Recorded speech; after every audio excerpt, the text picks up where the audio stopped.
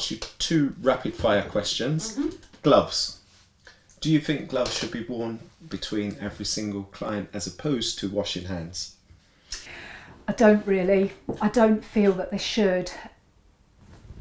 I have this little bit of a problem. Obviously, we need to wear gloves if that situation requires them. But if you're sitting down to have your hair cut and somebody comes along all gloved up, it might just sort of, you might sit there and wonder what on earth they're going to do to you. Also, I think it's really important that we do touch people's heads. If there's the slightest bump or the slightest abrasion or something, we might miss it just by looking through. And wearing gloves, you don't always feel what's happening. So sometimes without gloves, you can really feel what's happening on the scalp. Plus, if we're wearing gloves, we might get a little bit sort of complacent about not washing our hands at all. And there are times when you're going to have to take the gloves off.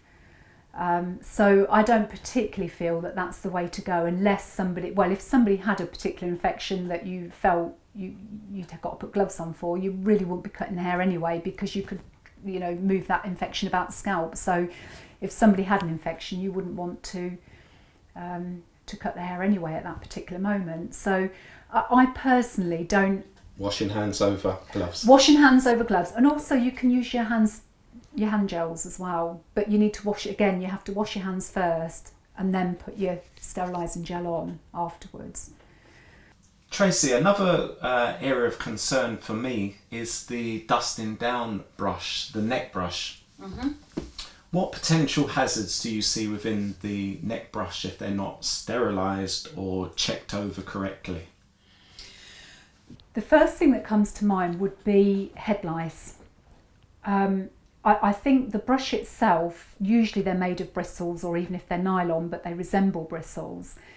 And if you've cut somebody's hair that has head lice, and then you brush down the neck, it's possible that you could get head lice into the brush itself. Maybe not directly actually thinking about that, because the head lice they're in the scalp and they want to be next to the scalp, so they don't brush off easily. But really what could happen, and I've seen this happen actually before, is that if that neck brush is then laying next to a comb, and you've combed the hair and one of the head louse has come out on the comb, and you've put the comb down and it's next to the neck brush, it's highly likely that that head louse will then migrate to the neck brush, because it thinks the bristles are hair and it will want to get back to its natural environment where it knows it's going to get its nutrition. So the head lice will actually adhere to the roots of the hair right by the scalp, because they need the scalp for their nutrition. They actually feed from our blood supply. So they sort of hang on to the hair, but they actually use the scalp to get their nutrition from. So head lice will always migrate back to the roots. So even if you pull a head louse away from the head and let it go, it will scurry back to the scalp, because that's where it needs to be. And I've seen it, I've done it. You try and get them out, and you sort of miss them and they scurry back to the scalp. So definitely, and I've seen a neck brush that's had quite a lot of head lice in it, and it's come from sitting next to a comb or something that's been infected. So that would be my primary concern there. Neck brushes are normally, or dusting down brushes are normally softer, so I don't think they'd have the potential to scratch the skin and abrade it. So I wouldn't really be so worried about the bacterial infection as such. Although any brushes, if we leave them and don't wash them, will accumulate bacteria and dirt, which wouldn't be pleasant for the next person. But my main concern there would be head lice, because they would certainly migrate to something like a dusting down brush or a neck brush. They would migrate to that thinking that it was real hair. And is there a way of safeguarding against head lice? I don't know, lodging themselves in between the brush? You certainly need to look and be aware that anybody could carry head lice.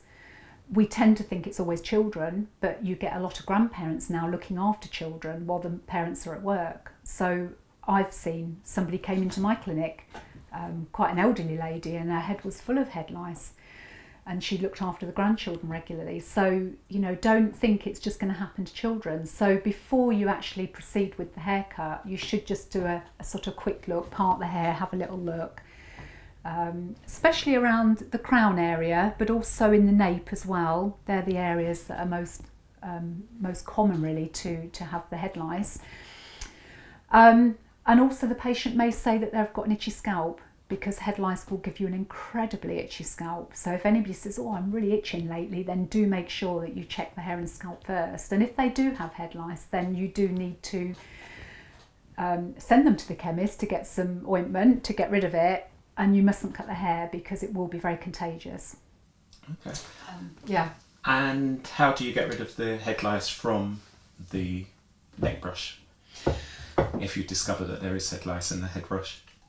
Good question. I mean, whether you would use the same ointments that you would use on the hair and scalp, but I think I would personally get rid of it, burn it, get rid of it, and buy a new one. They wouldn't be that expensive. And see, the problem is the head lice, they can get onto the brush, they can lay eggs. So even if you got rid of the head lice, a couple of weeks later the eggs would hatch and you'd have more.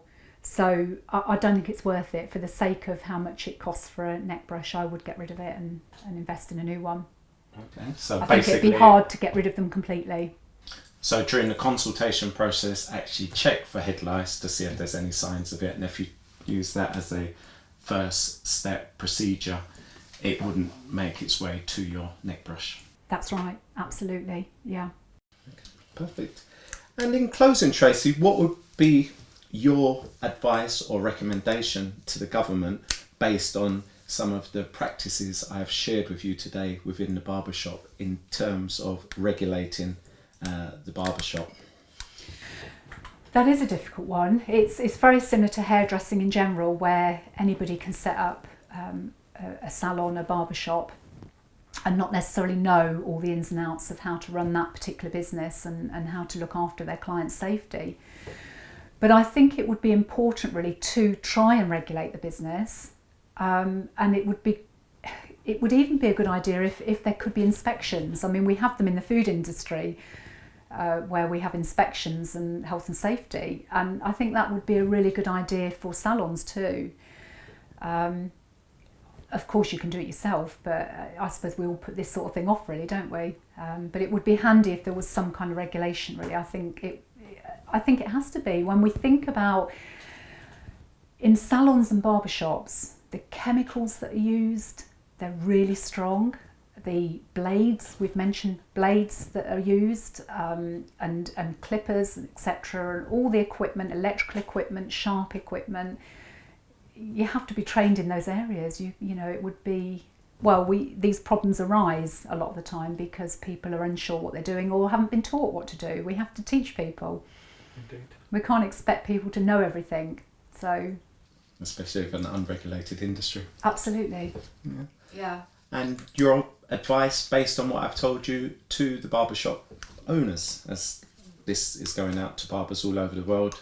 We spoke about hands, something that haven't really been featured as a danger for transmitting disease, but they are, and also brushes. So what would be your closing words of advice to these barbers on sanitisation of tools and their practices? First of all, hairdressers and barbers, in my experience, are people that care about people. They want to help people look good, they want to work with them, to give them the latest style, or to generally make them feel good. And I feel that looking after your client, not only are you giving them the best haircut you can, but you've got to look after their health as well, and you have to bear in mind what can happen. So simple little things like just remembering to wash your hands in between each client. We don't know what people have. They may not have anything, but it's just good practice to wash your hands in between each client and to wash them properly and to dry them well so that you don't end up with any irritation yourself.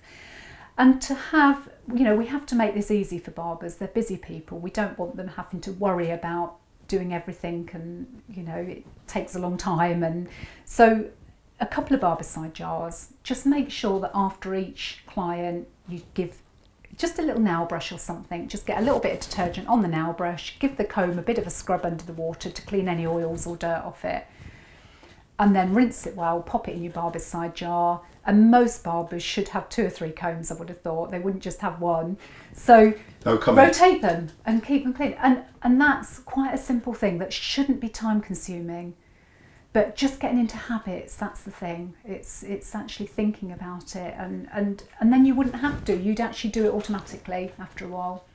But 2 simple things there, washing the hands and making sure your equipment is actually put in the barbicide jars clean, would go a long way to ensure that you're looking after your client in the best possible way. Perfect, thank you very much.